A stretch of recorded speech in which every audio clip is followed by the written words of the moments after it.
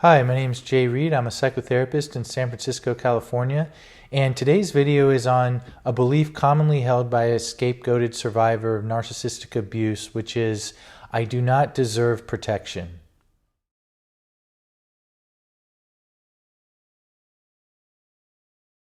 The belief we're going to discuss today is, I do not deserve protection. And I think this belief is a very naturally come to conclusion when someone is thrust into the role of scapegoat in the narcissistically abusive family. Because part of that process involves making sort of everything or any problem the scapegoated child's fault. As such, the narcissistic parent and the other family members will often regard the abuse that is overt to the scapegoated child as something that child deserves. If, let's say, there's a mother who is the narcissistic one and she is, screaming, let's say, at her daughter, her 12-year-old daughter for failing to bring home a permission slip, for instance. The other family members, including the narcissistic mother in this case, will likely, have the rationale that, mother wouldn't be screaming at daughter if daughter had just brought home the permission slip. It is the fault of the scapegoated child that, in essence, causes the terrible behavior, usually by the narcissistic parent, sometimes by other family members too, against the scapegoated child. So if we think into kind of what it would be like for that child who is scapegoated, I think they get a quick understanding that to appeal for mercy to the narcissistic parent, it would be met with sort of outrage, because there, again, that sense of you're just getting what you deserve, again, implicitly, sends the message that if you're getting what you deserve, then mercy or being treated more kindly is an impossibility. The parent may even further punish the child for making such appeals. I've heard of children who've had to endure, adult survivors of this sort of childhood, where if they did ever sort of cry and show how much pain that the parent was making them feel, that the parent would quickly accuse the child of trying to garner sympathy or pretend as though what the parent was saying was really hurtful, in order to these kinds of experiences, which I think can be very common, tragically, but realistically, for the scapegoated child, very much seal the conclusion that there's no protection to be had.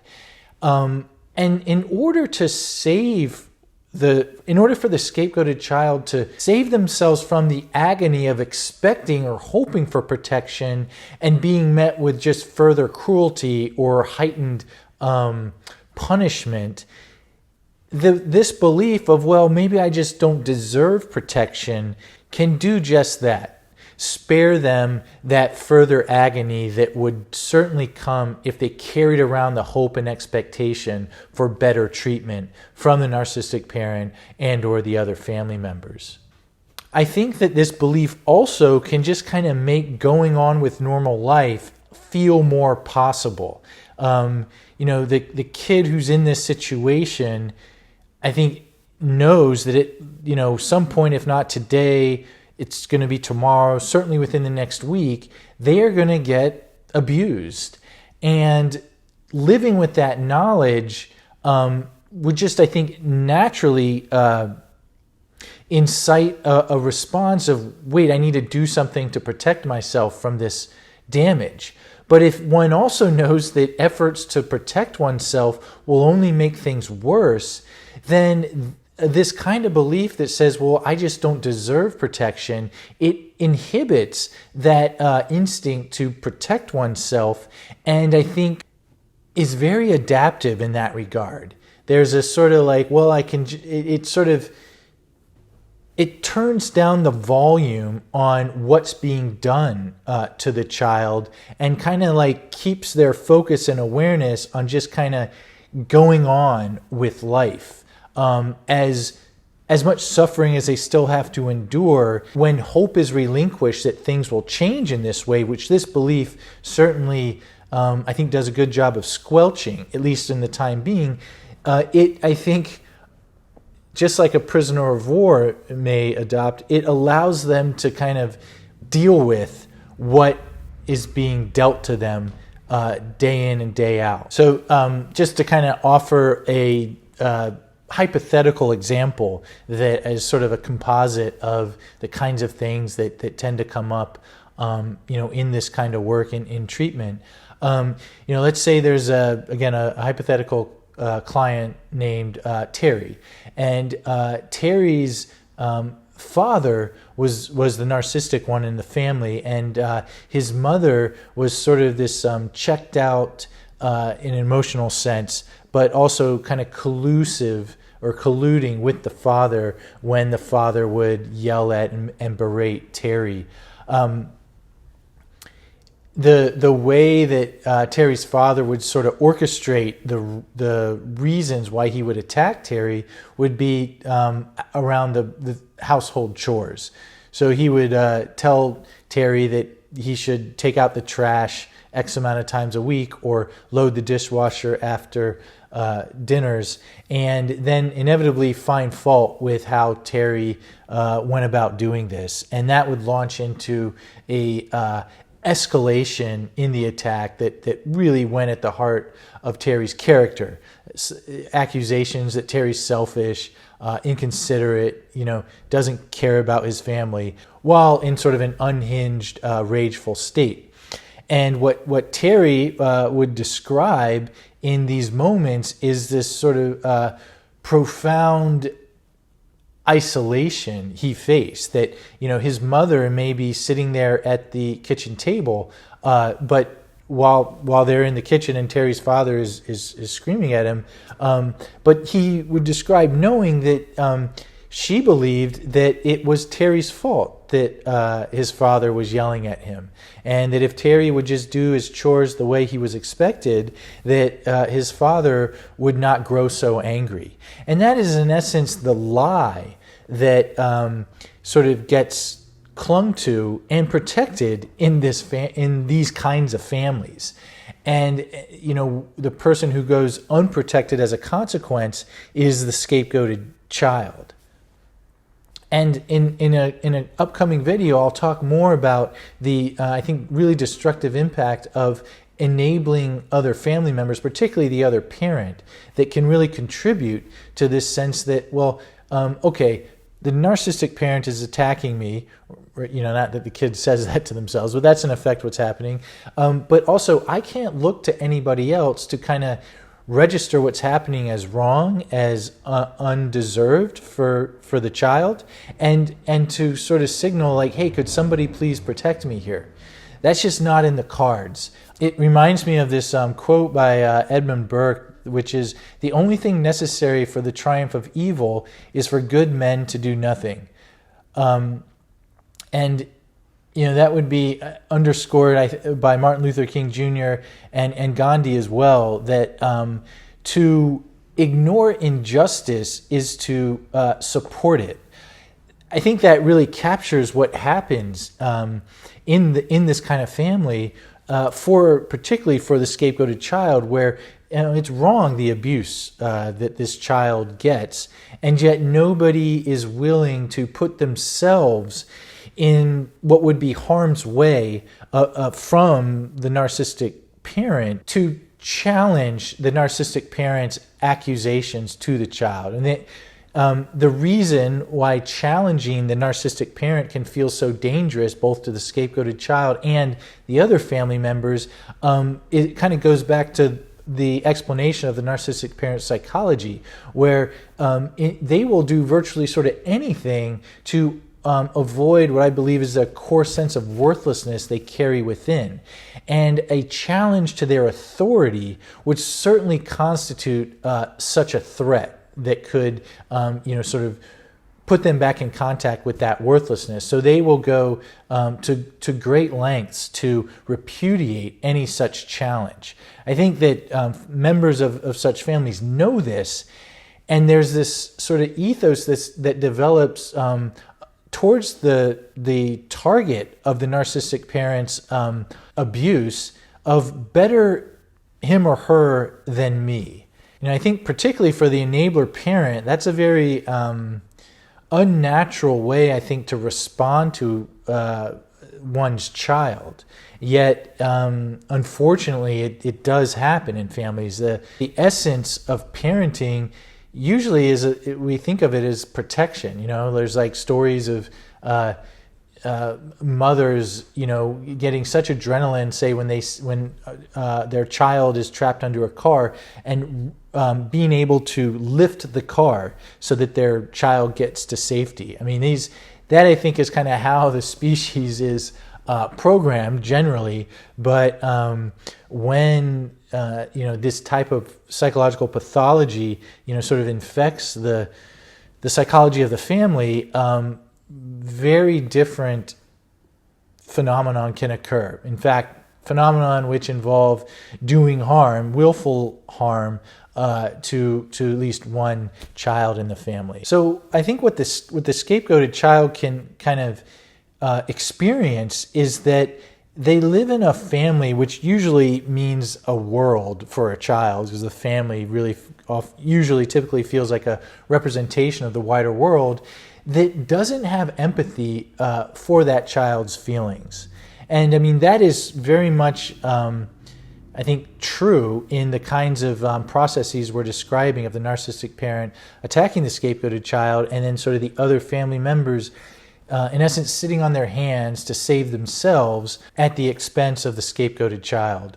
In order to do that, there has to be a way to sort of, for them to, I believe, to turn down the volume on their empathy for the scapegoated child, because I think then it might make it harder to sort of sit back and not intervene. Okay, so now towards the process of kind of recovery from this type of belief.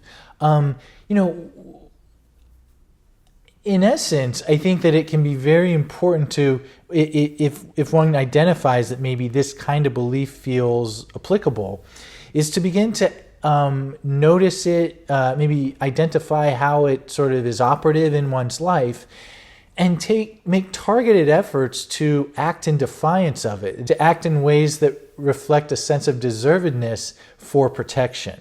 One way this often shows up is in the care and deliberation with which I think often scapegoated survivors exercise in trying to find a therapist who will react with understanding, a propensity towards validation, and will certainly not seek to undermine and definitely not pathologize a client for maybe suffering in various ways, but due to what they had to endure.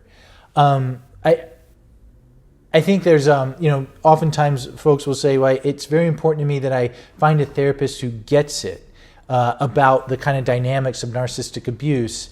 And I think that's I think that reflects a really good instinct, because there's a school of psychology called intersubjectivity, and what they claim is that when abuse happens, when one person, let's say a parent, mistreats a child, it's not solely the mistreatment or the act of mistreatment that causes longer lasting difficulties for the child.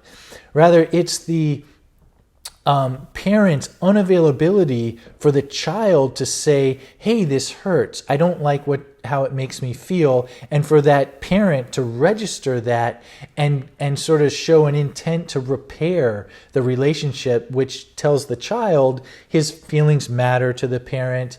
And in essence, if that were to happen, the child gets to know, okay, mom or dad is fallible, but they are sincere in their efforts to know how they failed me and are intent on making it right, making things better. In these cases of being the scapegoat, there's absolutely none of that. If the child protests how they're being treated, they're just going to be blamed even further. And so that just from this school of psychology, that often constitutes the worst part of the sort of traumatic experience of being the victim of narcissistic abuse, particularly as a scapegoat. That is the absence of having someone there to kind of make sense of what is happening in the course of this abuse. Someone to say, hey, mom's yelling at me and it feels terrible. And the other person say, oh my gosh, tell me, like, that's not right. She shouldn't be doing that. I can see how awful that made you feel. That's the kind of reaction that can really help one process the feelings they're having as a result of this abuse, and not say have to develop this kind of a belief such as I don't deserve protection. This belief of I don't deserve protection, I believe, is very sort of a consequence of there being nobody to tell what's going on. So this instinct that a lot of folks who are sort of seeking a therapy and therapists who kind of understands this, I think is right on, because it's sort of, saying, hey, I know what it feels like to be further pathologized for just trying to get some help. And I don't want that to happen again.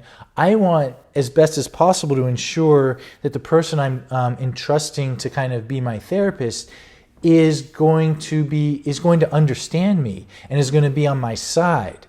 I think that's just a very good example of acting in defiance of this kind of belief.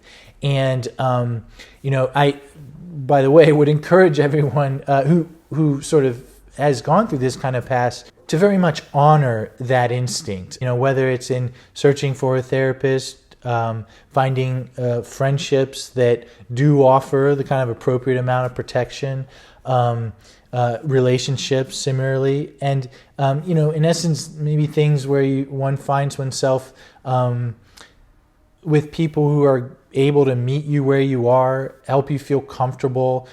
Generally, you feel built up, in their company, and maybe looking to sort of limit relationships that go along with this belief of not deserving protection. So any sort of relationship that leaves one wondering what the other person really thinks of you, or who other people who maybe react to you as though you're strange or weird for what you have to say. Those are the kinds of experiences I think can be all too familiar for the scapegoated survivor, and maybe are examples of compliance with this belief of not deserving protection that can, over time be challenged, the belief. And often it gets challenged sort of in the selection of who we keep company with. Okay, well, thank you for watching this week's video on the belief commonly held by scapegoated survivors of I do not deserve protection. Next week, we'll continue on another belief held by scapegoated survivors. And I hope everyone has a healthy and a safe week.